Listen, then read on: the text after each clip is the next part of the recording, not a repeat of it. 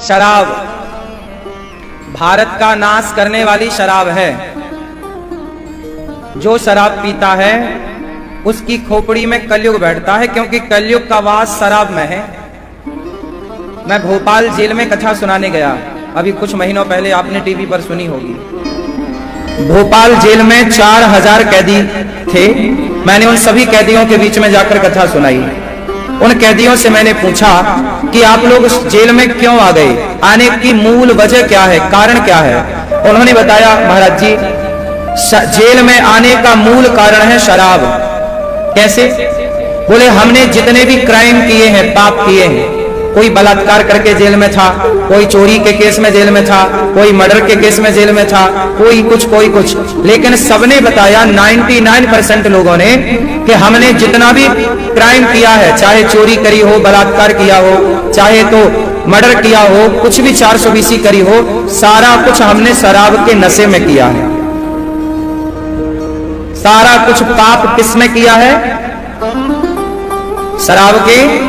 जब व्यक्ति शराब पी लेता है तो शराब क्या करती है, उसके मस्तिष्क को शून्य कर देती है। जैसे डॉक्टर इंजेक्शन लगाता है ऑपरेशन के पहले रीढ़ की हड्डी में, उससे क्या होता है, पूरी बॉडी क्या हो जाती है, क्या हो जाती है, शून्य हो जाती है। फिर शरीर कोई काटता रहे हमें दर्द, क्योंकि शून्य हो गया।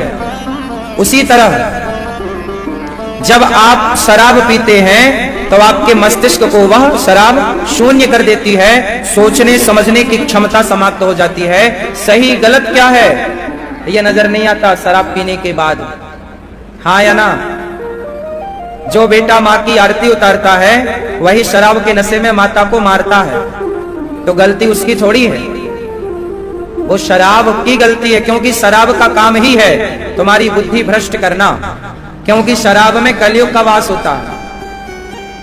शराब में कलयुग का वास, जैसे दूध में, गाय के दुग्ध में अमृत का वास होता है, गाय के गोबर में लक्ष्मी का वास होता है, गौमूत्र में गंगा का वास होता है, ऐसे शराब में कलयुग का वास होता है। शराब में किसका वास? और कलयुग मतलब कली, कली मतलब कलह। जहां शराब होगी वहां झगड़ा होगा, पत्नी परेशान, परिवार परेशान, समाज परेशान, शराबियों से सब परेशान है, हाँ या ना। तो शराब कभी कभी पी लेते हो, बच्चों को भी पिलाते हो कि नहीं? क्यों नहीं पिलाते बच्चों को? उनको भी पिलाओ, बेटे को छोटा बच्चा उसको भी पिलाओ। जब आप पी रहे हो तो अच्छी होगी तब तो आप पी रहे हो, और जो अच्छा है तो अपने बच्चों को भी पिलाओ। क्यों? अच्छी है शराब तो काहे पीते हो जब अच्छी नहीं है? क्यों दादाजी, शराब अच्छी है, काहे पीते हो? कभी कभी, अब नहीं पीना कभी कभी, तुम्हारी बुद्धि भ्रष्ट हो जाएगी शराब पीने से। अपना कल्याण चाहते हो, शराब ना पियो। जो शराब पीते हैं वो अपना कल्याण नहीं चाहते, इसलिए तो पीते हैं। अपना कल्याण चाहने वाला शराब क्यों पिएगा? जो पैसा शराब में खर्च करते हो वो पैसा बचाओ, बच्चों को पढ़ाई लिखाई में खर्च करो, अपने लिए बढ़िया सा घर बना लो, और तुम्हारी जरूरत से ज्यादा पैसा है तो उसे समाज की सेवा में खर्च करो। किसी भूखे को भोजन करा दो, प्यासे को पानी पिलवाओ। निर्वस्त्र जो है, छोटे छोटे बच्चे फुटपाथ पर बेचारे नंग धड़ंग घूमते हैं, उनके पास ठीक से कपड़े तक नहीं होते, उन गरीबों को बेचारों को कपड़े दान कर दो। चप्पल जूते दान कर दो जिसके पाँव में चप्पल जूता नहीं है। मतलब समाज की भला, ईश्वर ने आपको पैसा दिया है ना, तो समझ लो कुछ अच्छे काम के लिए दिया है, शराब पीने के लिए नहीं दिया कि तुम सारा पैसा महंगी महंगी शराबों में उड़ा दो। जो पैसे का दुरुपयोग करता है, लक्ष्मी माता रुष्ट हो जाती हैं, नाराज हो जाती हैं। हम तेरे घर क्यों आए? आए तो थे, तूने हमारा दुरुपयोग किया। इसलिए लक्ष्मी माता वहां होती हैं जहां धन का सदुपयोग होता है, धन को धर्म से जोड़ा जाता है। इसलिए लक्ष्मी मां वहां नृत्य करती हैं, नाचती हैं। लक्ष्मी की कमी वहां नहीं है जहां अच्छे कार्य होते हैं। इसलिए धन मिले तो लक्ष्मी तुम्हारी माता है, लक्ष्मी कौन है आपकी? माता। बोलो लक्ष्मी कौन है आपकी? माता। और तुम अपनी माता को लेके कहां जाते हो? शराब की दुकान में। कोई बेटा अपनी मां को शराबी के हाथों में पकड़ाए तो माता खुश होगी कि दुखी होगी? सोचो तुम्हारी माता तुमसे कितनी दुखी है कि तुम शराबी के हाथ में पकड़ा दे। भाई जरा एक बोतल देना। तो ये लक्ष्मी का सदुपयोग है। दीपावली के दिन तुम लक्ष्मी की पूजा करते हो, लक्ष्मी आए इंतजार करते हो, लक्ष्मी के लिए रोते हो और आती है तो शराबियों के हाथ में पकड़ा देते हो।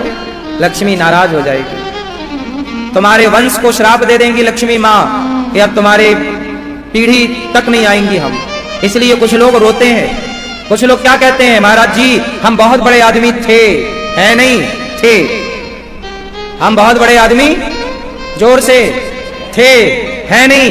अब तो स्थिति ये है दो रोटी को मोहताज है। ये वही लोग हैं जो पैसा था तो अकड़ के चलते थे, शराब के नशे में थे, गलत काम करते थे। Lakshmi ji tata bye bye कह के चली गई, अब नहीं आएंगे। उनके बच्चे कितनी मेहनत कर रहे हैं पर लक्ष्मी आ ही नहीं रही है। लक्ष्मी माँ जब रूठती है ना तो तुम्हारी सारी पीढ़ी को टाटा बाय बाय कह देती है। तुम्हारी औलाद पाई पाई को तरसती है, तुम्हारे कर्मों का दंड तुम्हारी औलाद भोगती है। इसलिए लक्ष्मी माता है तुम्हारी, तुम लक्ष्मी के बेटे हो। क्यों? कौन है लक्ष्मी आपकी? जोर से। मां है? बोलो हाँ। तो तुम शराबी के हाथ में काहे पकड़ाते हो? अब नहीं पकड़ाना। क्यों? अब कभी कभी पियोगे? सही बताओ। नहीं?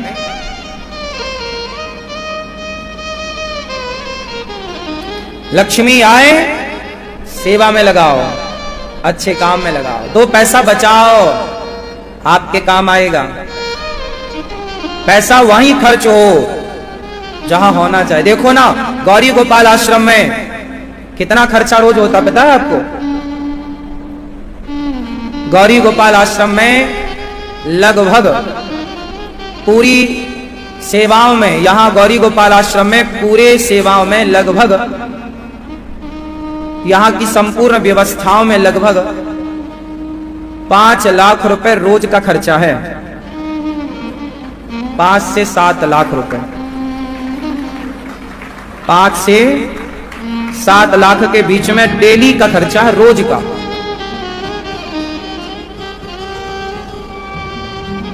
और सारा खर्चा कहां होता है? सेवा में। सबको पेट भर भोजन मिल रहा है, संतों को भोजन, आप भक्तों को भोजन, वृद्ध माओं को भोजन, वृद्ध माओं की सेवा, यहां की जितनी सेवाएं हैं, ये 5 से 7 लाख रुपए केवल डेली का खर्चा है, जिसमें गैस का खर्चा, 50 सिलेंडर से अधिक लगभग रोज का खर्चा है सिलेंडरों का, अधिक। अब ये छोटा छोटा सब जोड़कर जब इकट्ठा महीने का ही होता है, पर महीने को जब एक डिवाइड करो तो ये खर्चा आके बैठता है 5 से 7 लाख। और ये केवल डेली का खर्चा है जो व्यवस्थाओं का है। जो यहाँ आश्रम का निर्माण हो रहा है वो खर्चे अलग हैं। अब वो तो ईंट आएगी, सरिया आएगा, वो तो अलग ही खर्चा होगा। टाइल आएगी, पत्थर आएगा, वो तो अलग ही खर्चा है, वो अलग खर्चा है, ये अलग है। तो धन का सदुपयोग गौरी गोपाल आश्रम में 1-1 रुपए का क्या होता है? सदुपयोग। देखिए आप सब भक्तों को पेट भर भोजन मिल जाए। पूरी दुनिया की सबसे बड़ी रसोइयों में एक रसोई गौरी गोपाल जी की रसोई है। कोई भी आता है पेट भर भोजन मिलता है। पैसा पा लेना बड़ी बात नहीं है, पैसा बचाना बड़ी बात है। लोग जरा सा पैसा पाके हैंग हो जाते हैं, हाँ या ना? पैसा तो आपके पास कई बार बहुत ज्यादा आ जाता है, फिर आप क्या करते हैं? फिजूल खर्ची चालू कर देते हैं। क्या करते हैं आप? फिजूल खर्चा, फिजूल में खर्चा स्टार्ट। बोलो हाँ या ना? फिर ये दास अनिरुद्ध फिजूल 1 रुपए का खर्चा नहीं करता। आपकी कितनी बढ़िया सेवा कर सकूं, आप भक्तों की कितनी अच्छी सेवा हो सके, माओं की सेवा कितनी बढ़िया हो सके, गौ माताओं की सेवा कितनी बढ़िया हो सके। गौरी गोपाल गुरुकुल जहां 104 बच्चे पढ़ते हैं निःशुल्क, उन बच्चों को हम कितना अच्छा पढ़ाकर कितना अच्छा संस्कार दे सकें, इसके लिए हमारा पूरा दिन चला जाता है। अपने लिए सोचने का, अपने लिए कुछ करने का टाइम ही नहीं मिलता। सुबह से शाम कब हो जाती है साहब पता ही नहीं चलता। सुबह 8 बजे कमरे से निकल जाता हूं मैं और रात्रि के 9 सवा 9 बजे पहुंचता हूं, जबकि यहीं हूं, पास में हूं सब, लेकिन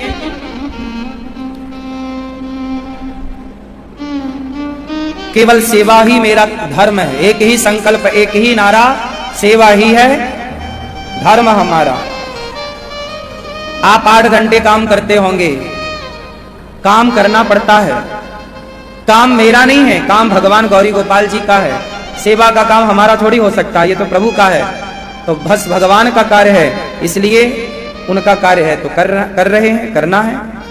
आप लोगों से बस ये सारी बातें मैंने इसलिए बताई कि भगवान यदि ईश्वर आपको पैसा दें तो सरल बनना, सहज बनना।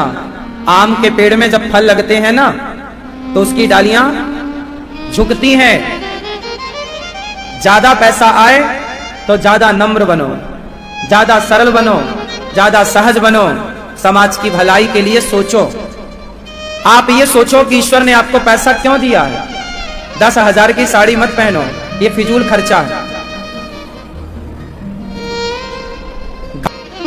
हमें कई बार लंबी लंबी यात्राएं करनी पड़ती हैं तो गाड़ियां उस प्रकार की रखनी पड़ती हैं कि कम टाइम पे ज्यादा दूरी तय करके वापस भी आना है, दूसरे दिन का कार्य से जुड़ना है। अभी हम एक दिन का कार्य था तो अजमेर गए, वहां एक दिन का सत्संग था। तो जब वहां गए तो आज गए, आज ही कार्यक्रम किया और आज ही वापस आना था। अब सोचिए 500-700 किलोमीटर जाना और 500-700 किलोमीटर आना, तो इस व्यवस्था के लिए वो जरूरत है चीजों की तो वो लेना पड़ता है। तो मैं वही चीजें, वही पैसे खर्च करता हूं जिसकी मुझे बहुत ज्यादा जरूरत है, और जहां जरूरत नहीं है तो मैं अपना काम साइकिल से भी चला लेता हूं। यदि जरूरत नहीं है तो साइकिल से काम हो जाए, साइकिल से काम हो रहा है तो मोटरसाइकिल की जरूरत नहीं है, मोटरसाइकिल से काम होता है तो कार की जरूरत नहीं है, और छोटी कार से जब काम हो रहा है तो बड़ी कार की जरूरत नहीं है। मतलब जीवन में ना ऐसे ही होना चाहिए। फिजूल खर्ची से जो बचेगा वो सदा सुखी रहेगा। आप लोग कैसे जीते हो? दिखावे की जिंदगी है। अरे हमको लोग देखें कि हमारे पास गाड़ी है, बंगला है। गाड़ी बंगले से कोई बड़ा होता तो सारे गाड़ी बंगले वाले बड़े हो जाते। गाड़ी और बंगले से कोई बड़ा नहीं होता, अच्छे विचारों से व्यक्ति बड़ा होता है, अच्छे कार्यों से व्यक्ति बड़ा होता है। आपके विचार अच्छे हैं, आपके कार्य अच्छे हैं तो आप बड़े हैं। गाड़ी और बंगला ही आपके पास है तो ये कोई बड़ी बात नहीं, हाँ या ना? अच्छे विचार वाले बनो, समाज की हेल्प करो, काम आओ। 17 साल की उम्र से हम काम कर रहे हैं। जब हमारी 17 साल की आयु थी तब से हम कार्य कर रहे हैं। आज 33 साल की आयु है, 33। 17 साल की एज से काम स्टार्ट किया, आज 33 साल की आयु में पहुंचे हैं। और इतनी आयु में इतना कार्य जो हुआ है वह कार्य एक इंसान नहीं कर सकता, ये कार्य भगवान ही कराना चाहते हैं। कैसा हो, समाज को प्रेरणा मिले तो भगवान ने कराया सो हुआ, वरना किसी व्यक्ति के बस का ये कार्य। अब सोचिए, बड़ी बड़ी रसोइयां चलती हैं, बड़े बड़े लंगर चलते हैं तो उसमें बड़े बड़े उद्योगपतियों का हाथ होता है, सपोर्ट होता है, जिनके पास करोड़ों की संपत्तियां होती हैं। लेकिन गौरी गोपाल रसोई में कोई बहुत बड़ा उद्योगपति नहीं, आप सब भक्तों के 10 रुपए 20 रुपए 1000 2000 5000 लाख से काम हो जाता है, जो आप जरा जरा सहयोग करते हैं। अब आप जितने लोग यहाँ बैठे होंगे, आप अपनी अंतरात्मा से पूछ लीजिए कि आपने कितना सहयोग किया है। बस इसी सहयोग से कार्य होता है।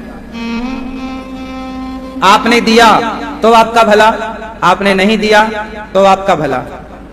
तो वो 10 रुपए थूकने में तो गए, मतलब तुमने लक्ष्मी को थूक दिया ना, तो ये अपमान हुआ ना। इसलिए व्यर्थ का फिजूल, ये भी फिजूल खर्चा है। क्यों? गुटखा खाना ये फिजूल खर्चा है या नहीं? उत्तर दो जोर से। सिगरेट पीना जोर से फिजूल खर्चा है। बीड़ी पीना फिजूल खर्चा है। दानम दुर्गति नाशनम, दान करने से व्यक्ति की कभी दुर्गति नहीं होती। दान करने से, दान करे धन ना घटे, जो सहाय रघुवीर, पक्षी के पिए से घटे न सरिता नीर। पक्षी के पीने से जैसे नदी का पानी कम नहीं होता, ऐसे दान करने से कभी धन कम नहीं होता, धन बढ़ता ही बढ़ता है। लोग समझते नहीं, इसलिए दान करना चाहिए। कमाई का 5% 2% दान में लगाओ, सही उपयोग करो। पैसे का 1 रुपए का, मुझे बड़ा दुख होता है तब जब लोग अपने पैसे का मिसयूज करते हैं। सट्टा खेल जाते हैं हजारों का, जुआ खेल जाते हैं लाखों का, क्रिकेट में करोड़ों हार गए जुआ में। भाई जब सुनते हैं तो लगता करोड़ों, अरे भाई लाख रुपया कितना बड़ा होता है। लाख रुपए कितना बड़ी रकम होती है। 1 लाख, 1 लाख में कितने लोग भोजन कर लेंगे, हाँ या ना? और लोग सट्टे में यूं ही लगा देते हैं। बड़ा कष्ट होता है जब लोग व्यर्थ में। लक्ष्मी माँ की कृपा है आप पर, जरूर कोई पुण्य किया होगा। अब आप यदि दुरुपयोग करोगे तो लक्ष्मी माँ धीरे से चली जाएंगी। आप सब पर लक्ष्मी माँ की कृपा बनी रहे।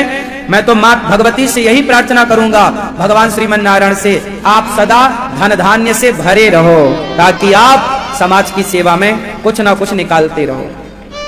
हमारे यहाँ कुछ ना कुछ निकालने की परंपरा रही है। पहली रोटी गाय की निकालो, आखिरी रोटी कुत्ते की निकालो, ये परंपरा रही है।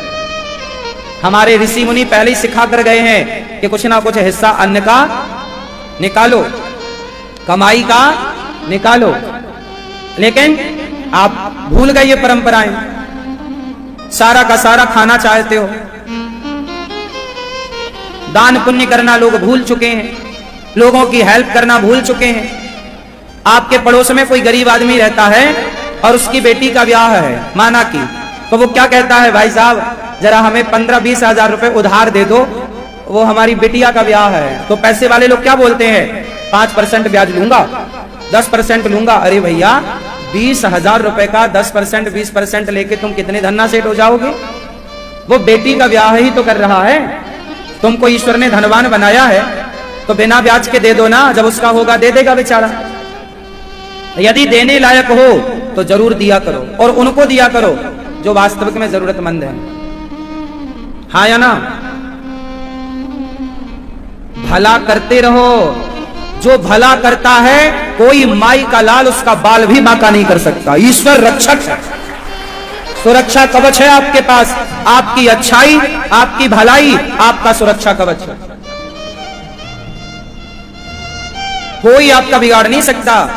हाँ, भला करने वाले का भला भगवान करते हैं, लाख कोई बिगाड़े बिगाड़ ना पाएगा। लोगों की दुआएं लो, बद्दुआओं से बचो। किससे बचना है? जोर से, बद्दुआओं से बचो। और क्या लो? दुआएं।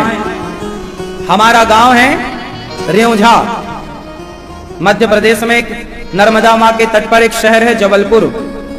जबलपुर के पास एक छोटा सा स्थान है सिहोरा। सिहोरा के पास मझौली रोड में विष्णु बाराह मंदिर है, वहां उस रोड में एक छोटा सा गांव है रेउझा। वहां की माटी में हम पले बढ़े, वहां हमारा बचपन गुजरा है। हमारे बड़े भैया वहीं रहते हैं। कोरोना काल में भी हम वहीं थे। सेवा से बड़ी कोई भक्ति नहीं है। इसलिए आप भी इतना पैसा कमाओ, मैं आपसे कहूंगा आप खूब पैसा कमाओ, पर बहुत पैसा कमा के बहुत अच्छी अच्छी सेवाएं आप भी करो समाज की, देश की।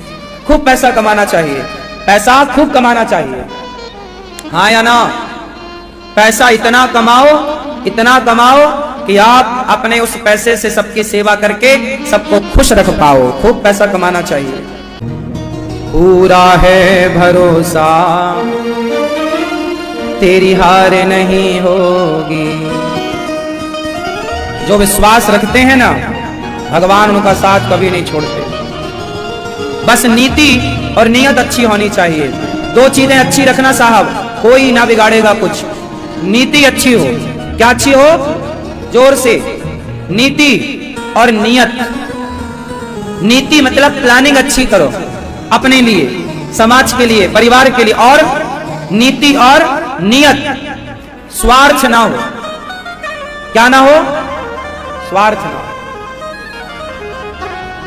सेवा का भाव हो, स्वार्थ ना हो। और जब ऐसी भावना आपकी होगी तो भगवान आपको वो अपनी गोद में बिठा के चलाएंगे। आपको चलना नहीं है। कहा 7 दिन में मरने का श्राप लगा। कलयुग का पहला जुआ, दूसरा स्थान शराब, चरित्रहीनता तीसरा, मांस चौथा। हर बुराई से बचो। सुखदेव भगवान ने राजा परीक्षित जी से कहा, ज्यादा हाय हाय नहीं। चीराणी किम पथि न संधि दिशंति भिक्षाम। जब जमीन पर लेटने से काम चल जाए। जीवन में सुखी होने का मंत्र आप कहो तो मैं आपको दे दूं। कितने लोग सुखी होना चाहते हैं? मैया सो लो मेरी माँ। दादाजी बैठ जाओ प्रभु। मैया ओ पीली मैया बैठो मेरी माँ।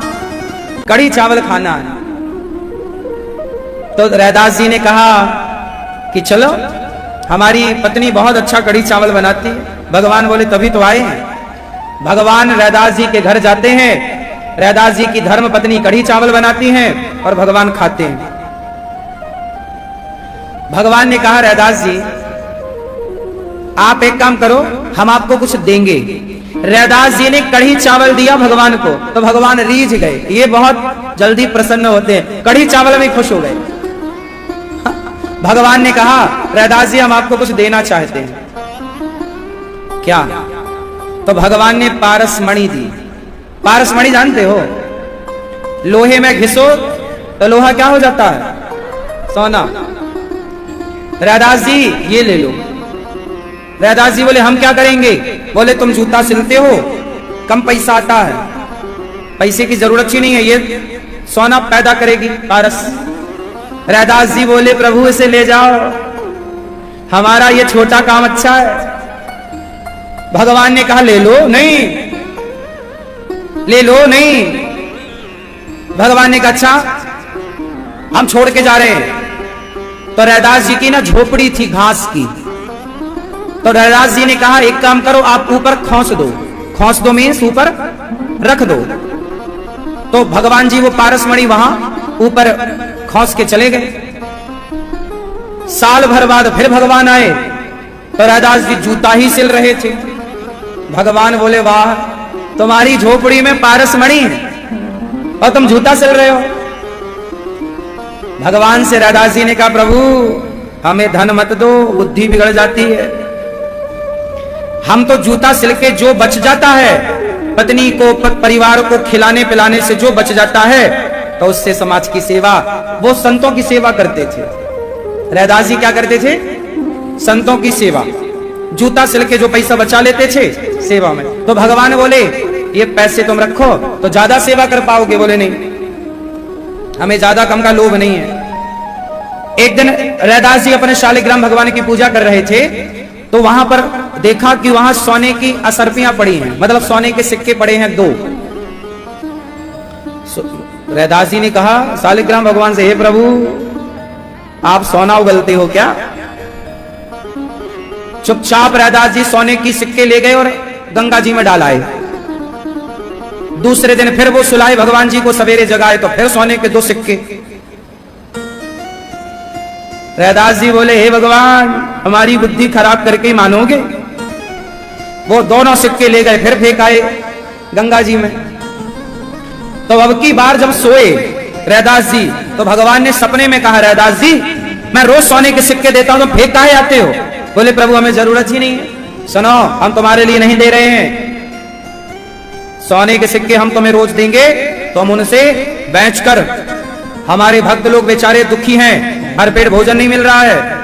हम चाहते हैं कि तुम सबको अन्य क्षेत्र की व्यवस्था करो, सबको पेट भर भोजन पवाओ, हम तुम्हारे लिए नहीं भक्तों के लिए दे रहे हैं। रैदास जी ने कहा ऐसा है तो ठीक है। रैदास जी ने उन सिक्कों से भगवान ने और दिए तो वो धर्मशालाएं बनवाए, खूब अपना लंगर चला रहे हैं, अन्य क्षेत्र बांट रहे हैं, परंतु वो सिल रहे हैं जूता।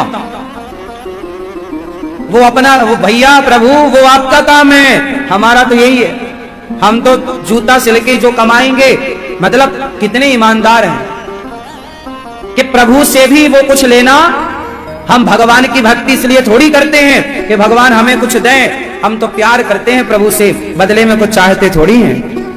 ये तो काम आपका है, आप जानो। ऐसे ही गौरी गोपाल आश्रम में जो हो रहा है गौरी गोपाल भगवान कर रहे हैं, हम थोड़ी कर रहे हैं। इसलिए भगवान का काम भगवान स्वयं करा लेते हैं, कर लेते हैं। हम व्यर्थ में ही अभिमान करते रहते हैं, हमने किया हमने किया। ये सब अज्ञानवश लोग अभिमान करते हैं। आप और हम कुछ नहीं करते, भगवान सब कराते हैं। सब ही नचावत राम गोसाई, सबको नचाने वाले, सबकी डोर किसके हाथ में है? इसलिए सुखी होना है, इच्छाएं कम। सुखदेव भगवान ने कहा नमः परस्मै पुरुषाय भूयसे सदुद्भवस्थान निरोध लीलया गृहीत शक्ति तृतीयाय देहिनां गृहीत शक्ति तृतीयाय देहिनां मंतर भवायानुपलक्ष्य वर्तमने। हे प्रभु, जो सृष्टि उत्पन्न पालन करने वाले उन भगवान को सुखदेव जी ने नमस्कार किया। ब्रह्मा जी प्रकट हुए, चतुश्लोकी भागवत जी का वर्णन हुआ, भागवत जी में 10 लक्षणों का वर्णन किया। जब भगवान लीला संपूर्ण करके चले गए तो भगवान विदुर जी को याद करते हैं। ये विदुर जी कौन है? वही जिनके द्वार पर छिलके खाने भगवान विदुरानी के हाथ से छिलके खा रहे हैं। विदुर जी कौन है जानते हो? ये पांडवों के चाचा हैं। ये पांडवों के चाचा हैं। 3 भाई हैं विदुर। विदुर जी कितने भाई हैं? कौन कौन? पांडु, विदुर और सबसे बड़े धृतराष्ट्र। 3 भाई, मतलब दुर्योधन के सगे चाचा हैं। विदुर जी बहुत ज्ञानी हैं, बहुत भक्त हैं, लेकिन उस दुष्ट दुर्योधन ने विदुर जी की बात एक ना सुनी। जो बच्चे अपने बड़ों की बातें नहीं सुनते उनका वही हाल होता है जो दुर्योधन का हुआ। बहुत समझाया विदुर जी ने, नहीं माना, निकाल दिया घर से विदुर जी को। जैसे रावण ने विभीषण को निकाला था, ऐसे दुर्योधन ने विदुर जी को निकाला। इसलिए विदुर जी जंगल में रहते थे। इसलिए जब भगवान शांति दूत बनकर आए तो दुर्योधन का 56 भोग नहीं खाया, कहा मेरा निमंत्रण तो विदुरानी जी के यहाँ है, विदुर जी के यहाँ। और भगवान गए, दुर्योधन की मेवा त्यागी, साग विदुर घर खाई, सबसे ऊंची प्रेम सगाई। क्या खाए भगवान? विदुरानी। विदुर नहीं थी विदुरानी। आज हरि आए विदुर घर पाहुणा। आज भगवान पहुना बनकर आए। पहुना जानते हैं? हमारे घर पहुना आए हैं, मीन्स मेहमान। ये सब गांव की भाषाएं हैं। पहुना आए हैं। आज हरि आए विदुर घर पाहुणा। तो विदुर जी थे नहीं, बाजार गए। विदुरानी थी। विदुरानी बेचारी भोली भाली। कन्हैया आए तो देखकर भूल गई सब। वाह प्रभु, हमें विश्वास नहीं हो रहा है कि हम जैसे गरीबों की कुटिया में भी आप आते हैं। हे प्रभु, आप तो बहुत बड़े हैं, राजाओं के यहाँ जाते हैं, हमारे घर आओगे हमने सोचा नहीं था। भगवान ने कहा काकी जी हमें बिठाओगी नहीं क्या? अच्छा, बेचारी के घर में बिठाने के लिए ना कोई चौकी तक नहीं थी, बढ़िया कुर्सी वर्सी कुछ नहीं। एक चौकी पड़ी थी, उसे भी जल्दबाजी में उल्टी रख दी। उसके पांव ऊपर, भगवान उसी में बैठ गए। हवा करने लगी अपने पल्लू से। बहुत दूर से आए हैं प्रभु। भगवान ने कहा काकी जी बड़ी भूख लगी। दुर्योधन कह रहा था 56 भोग हैं, सोने की थाली सोने की कटोरियों में 56 भोग सजाया, गांधारी माँ ने बनाया। भगवान से कहा खाओ खाओ। भगवान ने कहा नहीं खाएंगे। वहां खिलाए खिलाए नहीं खाए और यहाँ मांग मांग के खा रहे हैं। काकी जी भूख लगी, कुछ दे दो। क्या दे दूं? जो बनाया हो। काकी रसोई गई तो वहां साग पक रही थी भतुए की। काय की साग? भतुआ जानते हो?